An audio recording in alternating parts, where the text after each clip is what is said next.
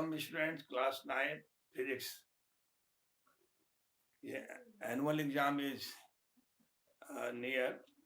That's why I am starting this video.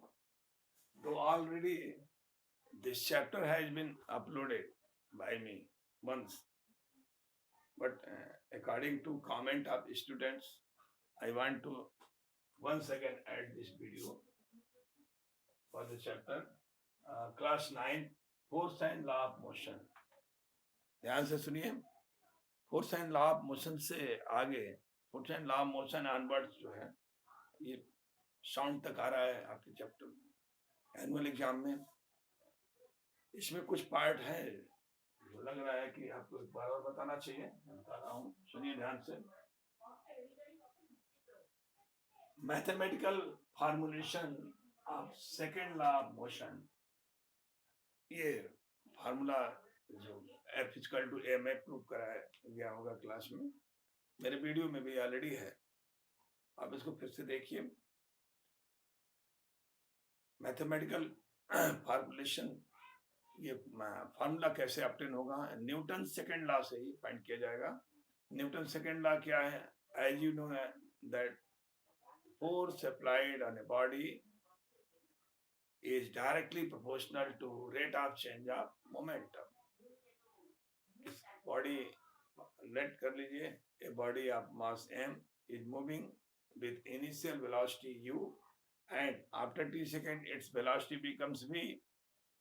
Then the initial momentum, final momentum I am going to write, and then we will prove the formula F is equal to ma. Okay, see, initial momentum.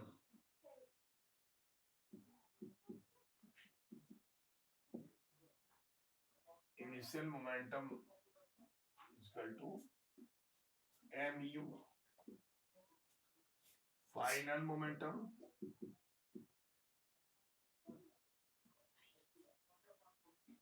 is equal to mv.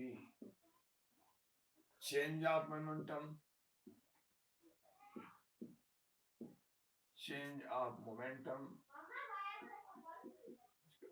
final momentum minus initial momentum, mv minus mu.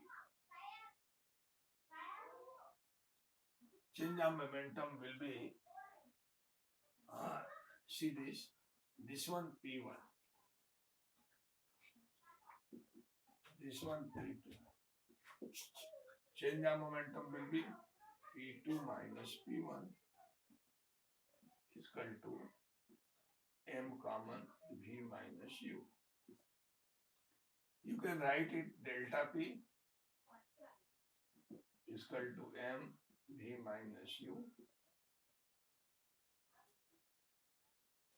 This one change of momentum. When we will write the rate of change of momentum, rate of change of momentum.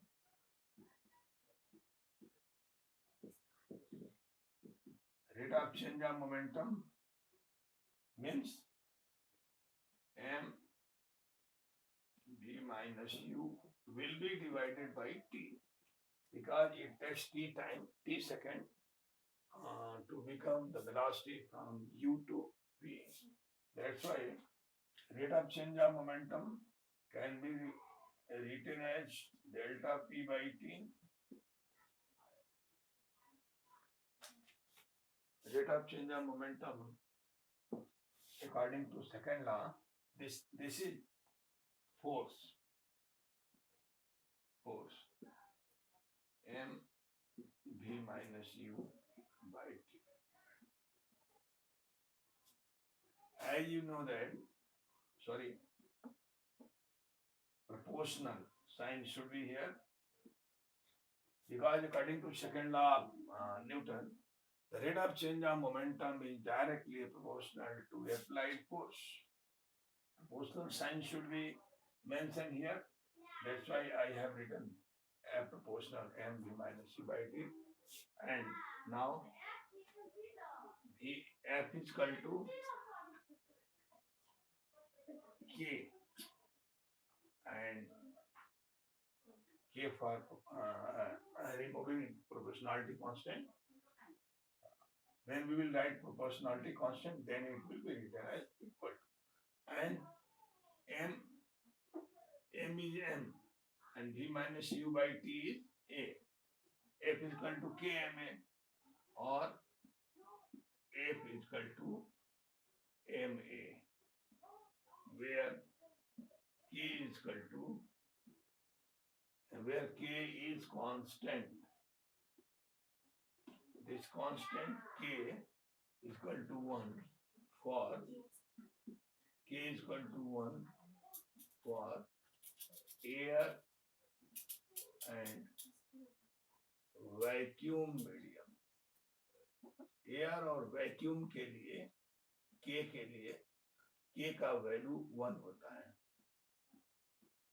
तो force आप लगा रहे हैं इधर air और vacuum, तो space में जाना पड़ेगा, तो एयर में ही लगा रहे हैं, कोई वाटर बॉडी में सॉलिड में नहीं लगा रहे हैं, इसलिए के की वैल्यू 1 ही रहेगा. और जब के 1 लिखा जाएगा तो 1 से मल्टीप्लाई करेंगे एम ए में, तो एम ए ही रह जाएगा.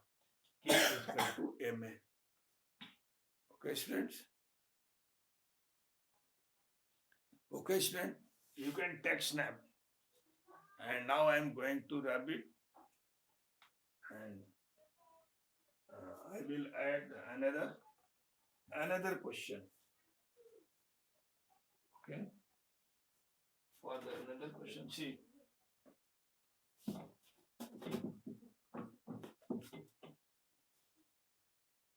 न्यूमेरिकल क्वेश्चंस भी आएगा आपके एग्जाम में 1 से 20 तक, तो ऑब्जेक्टिव ही आएगा 1 मार्क्स का 20 क्वेश्चंस.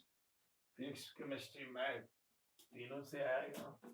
उसके बाद ये 2 मार्क्स क्वेश्चन आएगा और 5 मार्क्स क्वेश्चन आएंगे. अब देखिए क्वेश्चन बता रहे हैं 2 मार्क्स में किस तरह का मॉडल 2 मार्क्स का लेवल का आ सकता है. क्वेश्चन है, a body is thrown upwardly at speed of 20 meter per second. After 3 seconds, it reaches to the ground. Find the height of the body.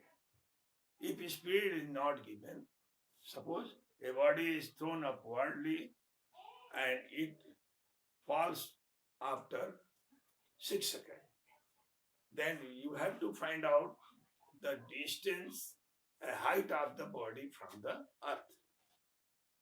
तो नीचे से ऊपर थ्रो किया गया, इसमें आप लिखेंगे. क्वेश्चन है, यू इसमें दे रहा है, सॉल्यूशन में लिख रहा हूं. क्वेश्चन मैंने जैसा बोल दिया, फिर से सुन लीजिए. A body is thrown upwardly and it falls down after 6 seconds. Find the distance, height of the height of the body from the earth. 4 second में लौट रहा है, नीचे से थ्रो किया, किस स्पीड से थ्रो किया ये नहीं दिया है, लेकिन ये दिया है कि थ्रो करने के बाद ऊपर गया, फिर वापस लौटा और 6 सेकंड समय ले लिया. जी की वैल्यू आपको दे दिया है 10 मीटर पर सेकंड. तो वो सब डेटा में लिख लेता हूं. ये दिया है कि t is equal to 6 second और g is equal to 10 meter पर सेकंड. आपको फाइंड करना है h. h is question mark. तो देखिए ध्यान से कैसे आप h फाइंड करेंगे. केवल t दिया है और g दिया और कुछ नहीं दिया है. तो अकॉर्डिंग न्यूटन्स, ये मैं मोशन इक्वेशन से आप जानते हो कि नीचे से कोई बॉडी ऊपर फेंकी जाएगी तो जाने में समय लेगा, फिर आने में समय लेगा. तो ये जो t दिया है ना बेटा, ये 2t दिया है. आपको ऊपर से आने में जो हाइट होगा वही बतानी है. या नीचे से ऊपर कितनी हाइट तक गया वो बतानी है। तो जाने और आने का टाइम 2t ये दे दिया है, तो आप t निकाल लीजिए 6/2 सेकेंड।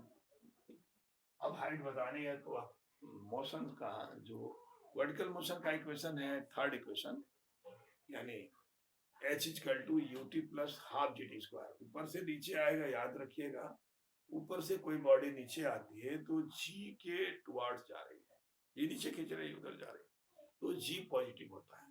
नीचे से जब ऊपर थ्रो करेंगे तो g नीचे लगता है और ये अपोजिट में जा रहा है, इसलिए वहां माइनस फार्मूला यूज होता है। तो ये नीचे से ऊपर तो जा रहा है, लेकिन उससे हमको मतलब नहीं है। हमको मतलब है कि ऊपर से नीचे आने में कितना समय लगा और उसके अनुसार उसकी हाइट कितनी रही। तो जाने और आने दोनों का समय दिया तो हाफ कर दिया, तो आने का समय हो गया, और आने की हाइट निकालने के लिए अब मैं थर्ड इक्वेशन यूज करने जा रहा हूँ। तो देखिए h equal to ut plus half G T square होता है। u तो जीरो होगा, जब ऊपर से नीचे आएगा तो पहले जीरो होगा तब नीचे आना शुरू करेगा। तो 0 इंटू टी 6 दिया है, 3 होगा एक तरफ का, और हाफ जी 10 दिया हुआ है, और यहाँ 3 का स्क्वायर 2 5 10, ये 0 प्लस 5 इंटू 9 इक्वल टू 45। ये h जो है 45 मीटर हो गया। इस तरह का मॉडल क्वेश्चन, मतलब उस पर क्वेश्चन बनाकर भी जो आपने पढ़ा है, बेसिक आपका सही है तो जैसे भी बनाएगा आप कर लेंगे। उस तरह का एक एग्जाम्पल मैं बता रहा हूँ, ऐसे भी क्वेश्चन आ सकता है, बन सकता है। यह भी क्वेश्चन हो सकता है कि कोई बुक में एक्सरसाइज में दिया है, कोई बॉडी थ्रो किया गया इस स्पीड से और इतने सेकंड बाद वो वापस आता है, तो उसका पूछ देगा कि कितने हाइट गया, कितना टाइम लगा। टाइम यदि नहीं दिया है तो हाइट दे देगा, हाइट दिया है तो टाइम पूछ देगा। इस तरह क्वेश्चन आपको बताया गया है, बुक में एक्सरसाइजेज में है।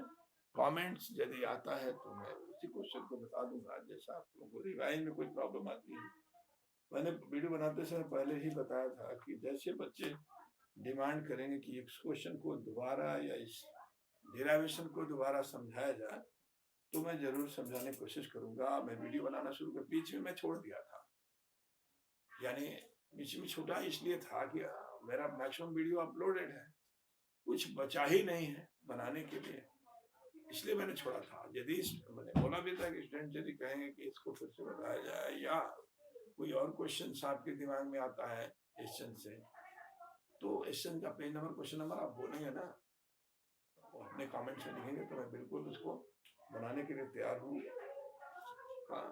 स्टूडेंट्स के कमेंट्स का इंतजार रहता है। और भी आप क्वेश्चंस अगले चैप्टर से देखते हैं, ये ग्रेविटेशन चैप्टर से भी क्वेश्चन आएंगे, और जैसे डिराइव अब थ्योरेटिकल क्वेश्चन है, जैसे full what is free fall. Free fall क्या है आपको समझा देता हूँ, बुक में भी लिखा है, थोड़ा अलग से लिखा होगा, मैं अपने हिसाब से बताता हूँ इसको। देखिए, जब कोई बॉडी ऊपर से नीचे आ रहा है तो कौन सा फोर्स इस पर काम कर रहा है जो इसको नीचे ला रहा है, बस यहाँ समझने, यहाँ कॉन्सेप्ट आपका क्लियर होगा तो भूलेगा नहीं फ्री फॉल क्या है। तो it is a motion of a body only under gravitational force. The motion of a body only under gravitational force is known as free fall. केवल ग्रेविटेशनल फोर्स के अंतर्गत कोई बॉडी मोशन कर रहा है, तो आप बताइए, ग्रेविटेशन तो नीचे लग रहा है, आप कहेंगे तुम ऊपर भी तो मोशन होता है, तो आपके फोर्स द्वारा मोशन हो रहा है ना, जो मैकेनिकल फोर्स आप लगा रहे हो। लेकिन जब ये ऊपर जाएगा तो अपने आप वो नीचे ग्रेविटी आप खींचेगी, तो ग्रेविटेशनल फोर्स के अंतर्गत जो मोशन हो रहा है उसको हम कहेंगे free fall. Okay students, now the next question is derive formula for G and also find the value of G if M is equal to mass of earth is given that 6 into 10 power 24, G is equal to 6.7 into 10 power minus 11, and RE is equal to 6.4 into 10 power 6 meter. You have to find out the value of G as well as you have to find out the formula for the small g. Students आप ध्यान से देखिए, ये formula find करने के लिए आप क्या करोगे, ये अर्थ है, ये सेंटर है और इसका ये रेडियस आ रही है, इस पर कोई बॉडी रखा है एम मास का, तो यहाँ से जो डिस्टेंस है इसके सेंटर से इस बॉडी का डिस्टेंस सेंटर का वो आर ई के बराबर है। तो अर्थ सरफेस पर जो फोर्स इस पर अर्थ खींच रही है, ग्रेविटेशनल फोर्स एम जी जो लगेगा, वो यूनिवर्सल लॉ ऑफ ग्रेविटेशन के अनुसार the force between two body M और कैपिटल एम ई, यानी अर्थ का ये जो मास है और इस बॉडी का मास है, दो बॉडी के बीच न्यूटन का जो लॉ है G M E M by R square, वो दोनों ही बराबर होगा अर्थ सरफेस पे, क्योंकि जो डिस्टेंस है वो आर ई के बराबर है, आर ई में चेंज नहीं हो रहा। तो लिखेंगे let body of mass m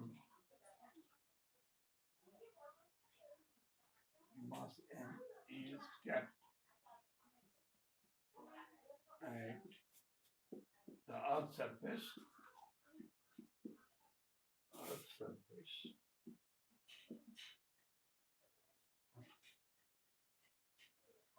mass of earth is me, that is given also, and the distance, therefore the gravitational force of earth mg is equal to the force between two bodies, that is m and me, will be g m e r gme by gmem into gme into m by r square के बराबर होगा, क्योंकि दो body के बीच जो force लग रहा है ग्रेविटेशनल फोर्स के बराबर अर्थ सरफेस पे होगा। यहाँ से हमको फार्मूला मिलेगा, ध्यान दीजिए, स्मॉल एम ये कैंसिल हो जाएगा, तो वेरी इजीली आप फाइंड कर लेंगे G equal to G M E by R E square. ये हाफ सॉल्यूशन आपका हो गया। अब उस जी की वैल्यू फाइंड करना है, ये सेकेंड हाफ होगा, तो सेकेंड हाफ में यही पर कर देता हूं, small G equal to 6.7 into 10 power minus 11 into नीचे आर ई है, इंटू एम ई होगा, एम ई की वैल्यू दिया है 6 into 10 power 24 और आर ई 6.4 into 10 power 6 इसका स्क्वायर। इस तरह कैलकुलेशन जो पावर्स वाले एक्सपोनेंशियल जो सॉल्यूशन होते हैं, अक्सर स्टूडेंट्स इसमें गलती करते हैं। मैं ये भी आपको सजेस्ट करने की कोशिश करता हूँ कि आप इसको सही कैसे करें, यानी आपकी गलतियां कम कैसे हो, इसके लिए मैं जो गाइडलाइन देने जा रहा हूँ वो ध्यान से आप देखिएगा। देखिए, आप पहले नंबर्स को यहाँ मल्टीप्लाई कर लीजिए, या नहीं तो छोड़ दीजिए, बाद में हम इसको कटाने में यूज कर लेंगे। पावर्स को यहाँ पर लिखेंगे, 10 पावर माइनस 11 है और ये प्लस 24 हो जाएगा। इसके बाद नीचे डिनोमिनेटर में इसका स्क्वायर कर लेंगे, 6.4 का स्क्वायर कर लेते हैं इधर,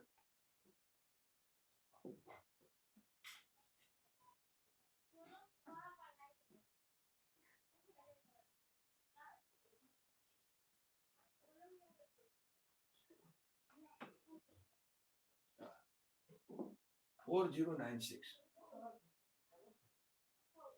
ये 4096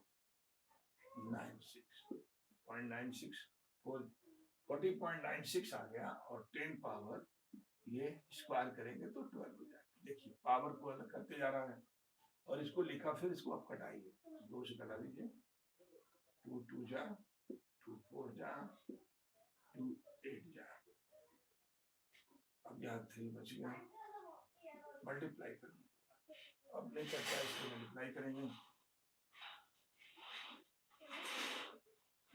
20 इंटू 10 पावर, ये घट जाएगा 11, तो 13 बचेगा, और ये माइनस हो जाएगा 12 हो जाएगा, और अपन 20 पॉइंट ये आ रहा है 48 इंटू कुछ नहीं बचा, पावर को लेके चले गए। अब यहाँ पर इसका इंटू लिख दीजिए, ये जब डिवाइड करेंगे ना, यहाँ आप 0 बढ़ा के चाहे तो डेसिमल हटा दें, डिवाइड करेंगे तो आ जाएगा 9.8 आएगा, एक्चुअली 0.98 आएगा, 0.98 आएगा, और इंटू 10 होगा, इसमें 10 का पावर बचेगा, तो 9.8 मीटर पर सेकेंड स्क्वायर ये हो जाएगा। यहाँ से यूनिट को कैंसिल करेंगे तो यही मिलेगा। आशा कर सकता हूँ कि आपको ये समझ में आया हो। देखिए इसका स्नैप ले लीजिए, साइड आ रहा है, स्नैप ले लीजिए। Okay students,